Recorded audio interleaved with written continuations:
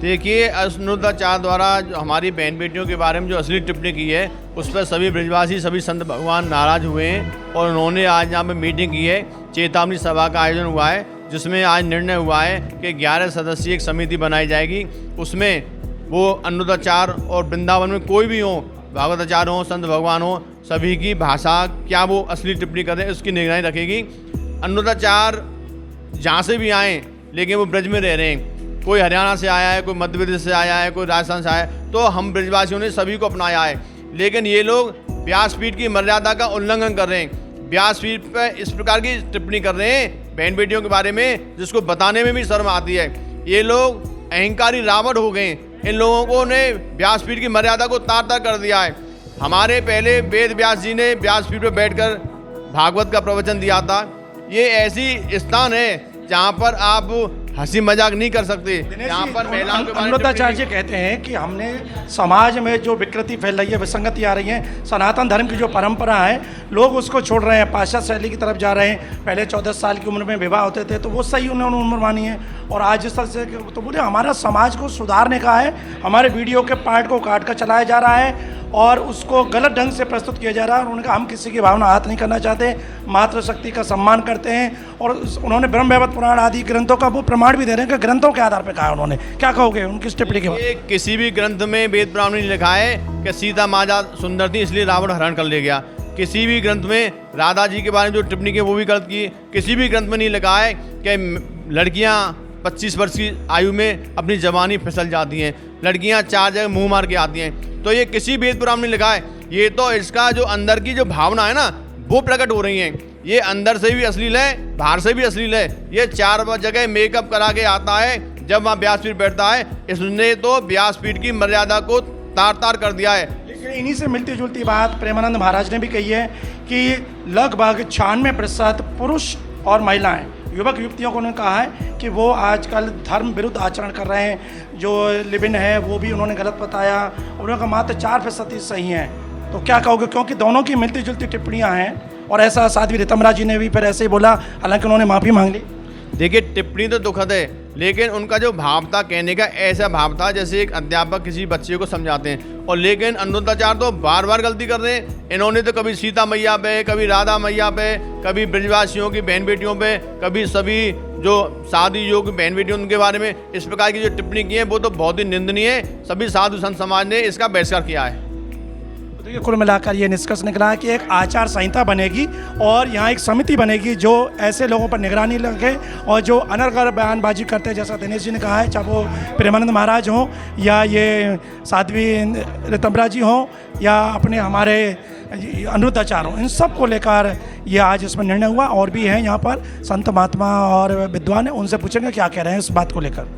आइए, चेतावनी सभा में यहाँ बिहारी लाल वशिष्ठ जी की अगुवाई में सभा हुई है और यहाँ हिंदूवादी नेता भी हैं संजय हरियाणा जी। संजय जी, आज साधु संत हिंदूवादी एकत्रित हुए हैं और जिस तरह की जो टिप्पणी प्रेमानंद महाराज की हो या अनुरुद्धाचार्य की हो, साध्वी रितमरा जी की हो, उनको लेकर क्या निर्णय लिया गया है जहाँ? देखिए, निश्चित तौर पर इस सभा के माध्यम से उनको चेतावनी दी गई है। कारण कोई भी व्यासपीठ की मर्यादा भंग करने का अधिकार नहीं रख सकता है, नारी शक्ति के ऊपर कोई भी टिप्पणी करने का अधिकार नहीं रखता है।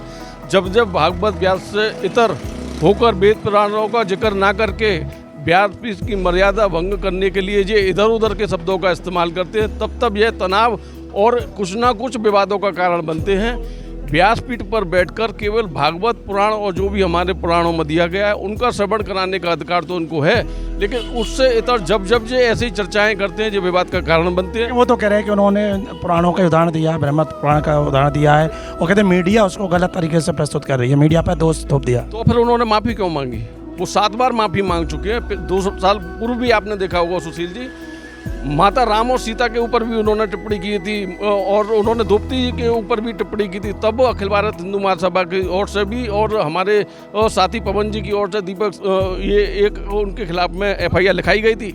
अभी भी मातृशक्ति आगे आई, उन्होंने FIR के लिए कहा, लेकिन हमारा अखिल भारत हिंदू न्यायालय में बात दाखिल हो गया है जिला अधिवक्ता। हाँ, अब वो अखिल भारत हिंदू महासभा का पिटीशन तैयार था, लेकिन क्योंकि जिस मातृशक्ति ने शुरू में आह्वान किया था हम उनका इंतजार कर रहे थे, वो दाखिल कर रहे पहले, कहीं ये ना हो TRP के लिए हम लड़ते। आपको पता होगा इंद्रदेव के महाराज के खिलाफ भी आज तक मैं मुकदमा फेस कर रहा हूँ और कोई भी सिंगल व्यक्ति साथ में सपोर्ट नहीं करता है। ये भी फिर एक टिप्पणी आ गई है शिवलिंग को लेकर। निश्चित तौर पर आपने देखा होगा कि ये जब जब अगर पुराणों के इतर बात करेंगे, और मैं तो एक आपके चैनल के माध्यम से कहूँगा, व्यासपीठ पर बैठने का अधिकार केवल ब्राह्मणों को है। ब्राह्मणों के अलावा जब जब कोई बाहर का व्यक्ति आके इस प्रकार की चीज़ों का टिप्पणी करेगा, विवाद का कारण बनेगा। पैसा कमाना गलत नहीं है, विश्व विख्यात होना गलत नहीं है, उसके लिए गलत शब्दों का चयन प्रयोग करके अगर वो विख्यात होना चाहते हैं तो वह गलत है। अच्छा, जो आप कह रहे हो कि चेतावनी दी गई, कैसे चेतावनी दी? कोई लिखित में भेजी है या किस तरह से उनके पास चेतावनी पहुंचेगी आपने कहा? अभी एक समिति का गठन हो रहा है, वह उस चेतावनी सभा के माध्यम से उनको पत्र भी लिखेगी और मैंने तो अपनी तरफ से ये कहा है, उनको न्यायालय भी न्याय का मंदिर है, मुकदमा फेस उनको करना चाहिए। अगर वह सत्य हैं तो माफ़ी क्यों मांगते हैं? कोर्ट में फेस करिए आप मुकदमा। न्याय भी एक मंदिर है, वहाँ जाकर अगर न्याय की दहलीज पर भी वे माफ़ी मांगते हैं, निश्चित रूप से अगर एक भी भागवताचार्य कथावाचक जिस दिन कोर्ट की दहलीज पहुँचेगा ये बोलना भूल जाएंगे, उस दिन इनकी बाड़ी पे विराम लगेगा। निश्चित रूप से मैं तो चाहता हूँ एक व्यक्ति ऐसा कथावाचक और भागवताचार्य संत महंत जो भी गलत टिप्पणी करता हो कोर्ट में पहुँचे, कोर्ट के माध्यम से सजा होगी। निश्चित तौर पर बोलने से पहले 100 बार इनको सोचना होगा कि मैं क्या बोल रहा हूँ। जिस प्रकार से ये टिप्पणियाँ अनर्गल करते हैं उस पर रोक लगेगी और रोक लगनी भी चाहिए। माता हमारी माता पूजनीय हैं, बहन बेटियाँ सबकी हैं और 98% 96% कहने का अधिकार किसी को भी नहीं है। देखा, ये संजय हरियाणा जी हों या दिनेश शर्मा जी और भी संत महात्माएं, बिहारीलाल वशिष्ठ जिनके नेतृत्व में अध्यक्षता में आज हुई सभा, तो एक ही निर्णय आया है, चेतावनी के माध्यम से समिति गठित कर उनके पास भेजा जाएगा और उनको कहा जाएगा कि व्यासपीठ की मर्यादा का ख्याल रखें। किसी को भी धर्म विरुद्ध आचरण करने का, वक्तव्य देने का अधिकार नहीं है।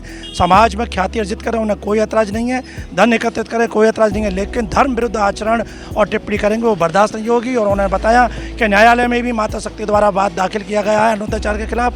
अब देखना यह है कि सब के बाद आगे क्या परिस्थिति सामने आती है। फिलहाल इस तरह के जो यहाँ विरोध प्रदर्शन हो रहे हैं न्यायालय में उनके खिलाफ बात दाखिल होने, तो निश्चित कहा जा सकता है कि अनुदाचार के खिलाफ कहीं ना कहीं अब जनता में आक्रोश है और आने वाले समय में उनके लिए मुश्किलें बढ़ सकती हैं।